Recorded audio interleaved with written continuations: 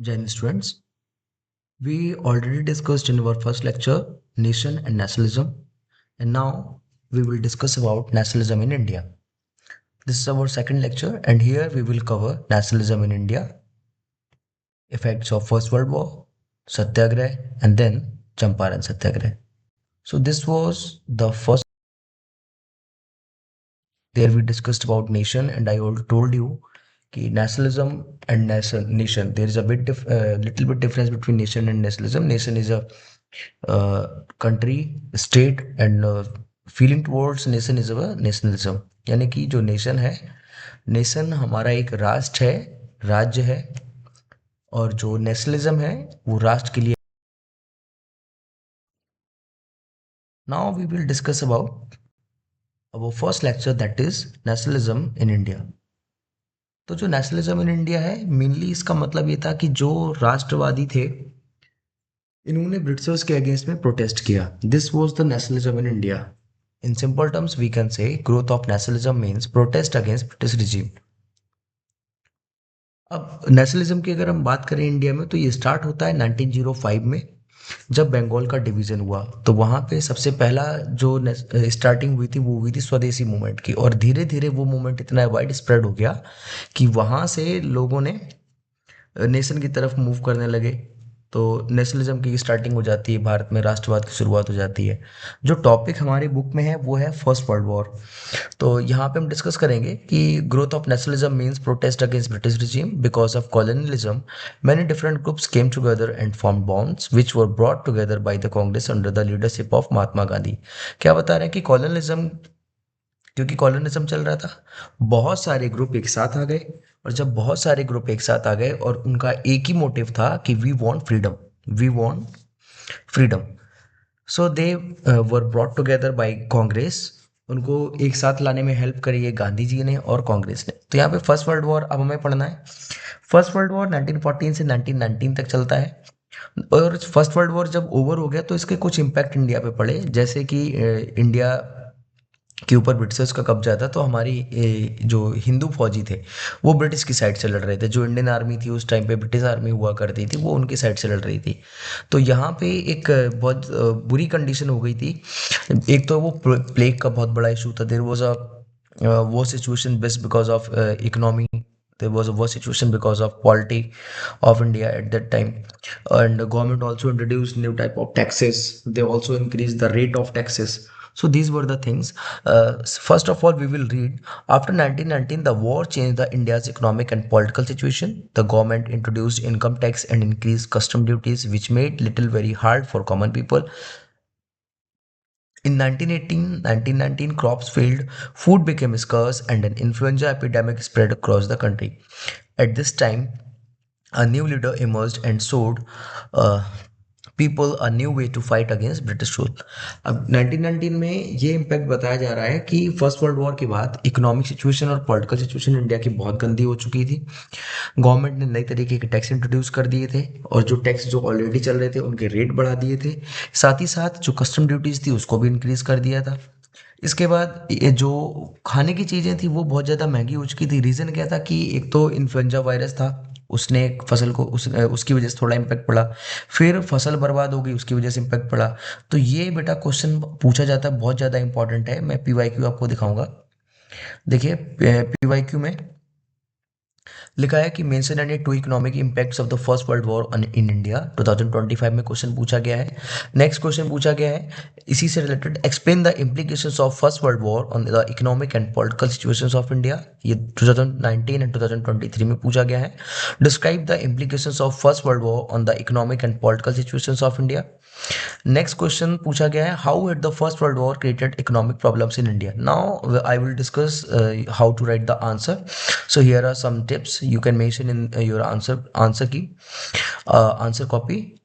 Economic burden, first of all आपको economic burden mention करना पड़ेगा कि इंडिया के ऊपर इकोनॉमिक बर्डन पड़ गया कैसे, कि उन्होंने टैक्सेस इंक्रीज कर दिए थे. ठीक है. और दूसरा, डिफेंस का एक्सपेंडिचर था वो बहुत ज़्यादा बढ़ गया था. फोर्स्ड रिक्रूटमेंट हुआ था, लोगों को जबरन भर्ती किया गया था आर्मी में. और फूड शॉर्टेज हुआ था। फूड शॉर्टेज होने के रीज़न ये थे कि फसल उनकी बर्बाद हुई थी। High taxes then epidemic spread, ये आपको मेंशन करना पड़ेगा अपने जब आंसर राइटिंग करनी है तो। Now we will discuss about सत्याग्रह। सत्याग्रह क्या था कि सत्याग्रह गांधी जी ने स्टार्ट किया था साउथ अफ्रीका में। और जब गांधी जी इंडिया में आए इन जनवरी 1915 when he return back from Africa, then he visited or explored, we can say, up to 1 year on the instructions of Gopal Krishna Gokhale ji. Then he realized when he left the India, the situation of India was different at that time. Now the situation is different. So Gandhi ji method of protest against Britishers वो सत्याग्रह, गांधी जी का जो method था Britishers के against में protest करने का वो सत्याग्रह था। और जो आइडिया था सत्याग्रह का that is totally based on their two ideologies, truth and honesty and we can say non violence. It लिखा है कि Gandhi ji method of protest against Britishers वो सत्याग्रह, द आइडिया ऑफ सत्याग्रह is based on truth and honesty. It teaches that when a cause is right and against injustice, there is no need to use violence. A satyagrahi fight, especially without anger or revenge. By doing this, they try to change the thinking of the oppressor and bring change in a peaceful way. He discussed the things with his colleague and the Indian people कि अगर आपके साथ अन्याय हुआ है और ये वास्तविकता में सही है तो यहाँ पे कोई ज़रूरत नहीं है हार्श मीडियम को चूज करने की। आप सत्याग्रह के थ्रू चलिए और वो जो ऑपरेजर हैं वो अपना आपकी बात को मानेंगे, आपकी बात को समझेंगे। ये इनका तरीका था गांधी जी का काम करने का। ठीक है, तो अब नेक्स्ट स्लाइड हमारी आती है। इससे कुछ प्रैक्टिस क्वेश्चन है हमारे। वो ये है कि व्हाट डज अ सत्याग्रह मीन, सत्याग्रह का मीन क्या है। सत्याग्रह means use of physical force to inflict pain while fighting. As I told you सत्याग्रह is not talking about the violence, तो पहला ऑप्शन तो बिल्कुल गलत हो जाएगा। सत्याग्रह does not inflict pain, it is a non violent method of fighting against oppression, तो ये हमारा आंसर करेक्ट हो जाएगा। सत्याग्रह means passive resistance and is a weapon of the weak, नहीं। सत्याग्रह was a resist method of mass agitation, नहीं, बिल्कुल नहीं। तो हमारा ऑप्शन नंबर बी यहाँ पे करेक्ट हो जाएगा। Next we will discuss about Champaran सत्याग्रह। चंपारण सत्याग्रह के साथ क्या था कि when Gandhi ji was exploring India as per the instruction of Gopal Krishna Gokhale, there he met with the candidate और we can say Rajkumar Shukla उनके पास आए। और उन्होंने उनसे रिक्वेस्ट किया कि गांधी जी बिहार में चलिए, बिहार में चंपारण के जो किसान हैं जो नील की खेती कर रहे हैं वो बेचारे परेशान हैं, आप उनको और के एक बार देखिए। तो था क्या कि चंपारण में जो किसान हुआ करते थे तो वहाँ पे एक सिस्टम था दैट वो तिनकटिया सिस्टम, मैंने अंडरलाइन किया हुआ है। तो इसके सिस्टम में क्या, इस सिस्टम के थ्रू उन्हें क्या करना पड़ता था कि उन्हें अपनी खेती, जैसे मान के चलिए 100 एकर्स ऑफ लैंड है उनके पास, तो 1/3 एरिया पे उनको करनी ही करनी होती थी। तो लिखा है कि this was the first major and successful movement of Gandhi ji in India, ये इंडिया में गांधी जी का पहला मेजर और सक्सेसफुल मूवमेंट था। Peasant of Champaran was forced by indigo planters to cultivate indigo in their field under the Tinkathia system.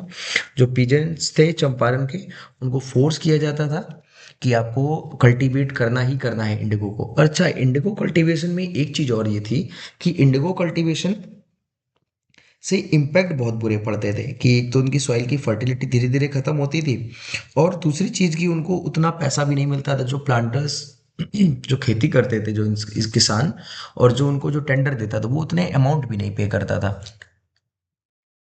आगे लिखा है peasants got very low price in return and indigo was also reducing the fertility of the soil. This caused great suffering to the farmers. As per the invitation of Rajkumar Shukla, he traveled to Champaran in Bihar to inspire the peasants to struggle against the oppressive plantation system.